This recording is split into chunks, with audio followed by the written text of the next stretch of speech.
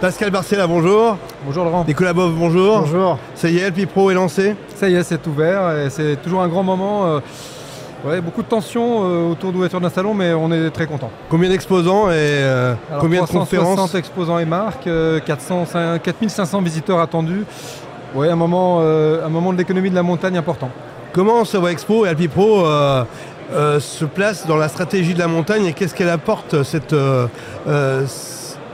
Je crois qu'il ne faut pas qu'on soit con d'histoire. On est un modèle économique, on est un salon, on est là pour mettre en relation des exposants, des gens qui vont faire l'innovation de la montagne avec les exploitants de domaines skiables, ça c'est important.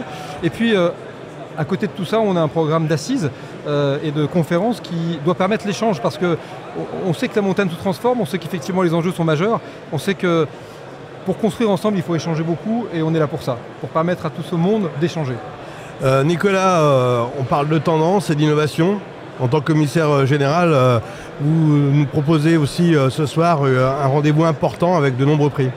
Oui, alors ce soir nous allons remettre les awards qui sont là pour vraiment récompenser l'innovation et l'avenir de la montagne et ce qui va nous permettre en fait de faire que la montagne demain sera gagnante, c'est ça. Quels sont les critères? Alors les critères, il y avait 4 critères importants pour le jury. C'était déjà le concept en lui-même. Quel était le concept? Est-ce que c'est un concept original, un concept travaillé? Quels sont les objectifs attendus? Est-ce que ce sont des objectifs clairs?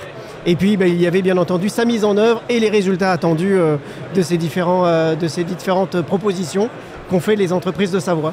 Alors en préparant le salon, Pascal, j'imagine que vous avez pu entrevoir les priorités de ces exposants et puis des acteurs de la montagne.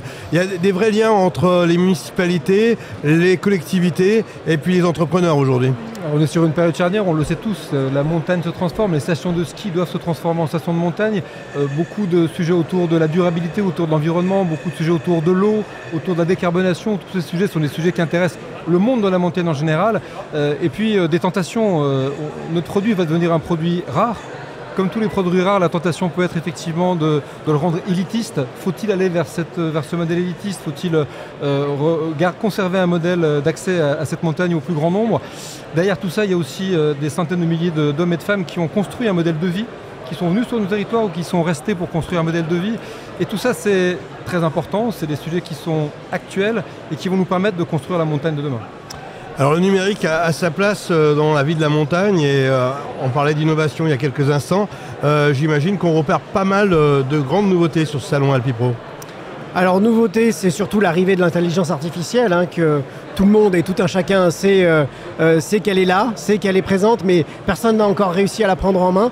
Et effectivement, les applications qui sont proposées ici sur le salon intègre de l'intelligence artificielle pour que l'expérience des clients soit la meilleure. Ça, c'est un sujet très important, l'expérience client.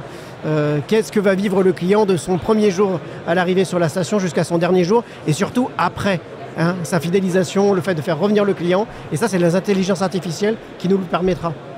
Alors on sent un petit peu une euphorie, là. La saison s'est super bien passée. C'est un peu un paradoxe, l'immobilier prend de la valeur en montagne alors qu'on est en pleine crise en plaine. On s'aperçoit que les étrangers sont de plus en plus nombreux à venir nous rejoindre et que les solutions de services et d'activité se développent.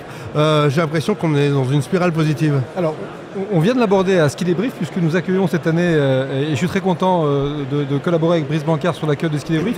Nous analysons les chiffres de la saison et effectivement les chiffres sont en hausse partout, y compris dans les montagnes un peu éloignées et ça c'est très positif.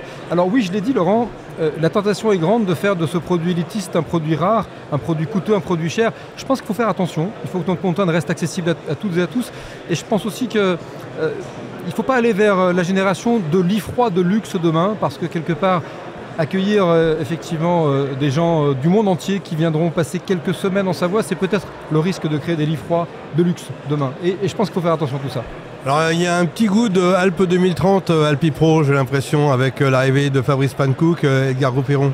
Oui, bien sûr, il y a l'envie de contribuer, de participer à ce projet incroyable et formidable pour nos territoires que sont Alpes 2030.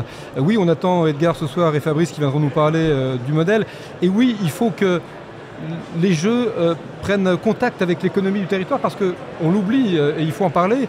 Il va falloir trouver des centaines de millions d'euros pour construire ces jeux. Je crois qu'on est autour de 500 à 700 millions d'euros nécessaires qui seront apportés par l'économie. Et donc il faut vraiment que le COJOP communique avec l'économie. Nous sommes l'économie du territoire, nous sommes les partenaires économiques du territoire. Et donc c'est un premier, je pense que c'est une première mise en contact entre l'économie et le COJOP. Dans le paysage des Alpes, qu'est-ce qu'apporte Alpipro par rapport à d'autres salons aujourd'hui? Ah, vaste question. Alpipro a une petite particularité, c'est qu'il joue sur le qualitatif, dans ce sens où on est là pour le plaisir d'échanger déjà. Le réseau se connaît mais a besoin de se rencontrer. Le réseau ne connaît pas tout le monde et a besoin aussi de rencontrer des nouveautés, de l'innovation. On reparlait des JO, c'est aussi peut-être une occasion de fédérer l'ensemble des massifs des Alpes autour de ce projet et de continuer à ce plaisir d'échanger, cette émulation qu'on va avoir autour de ce projet. Merci messieurs. Merci Laurent. Merci beaucoup.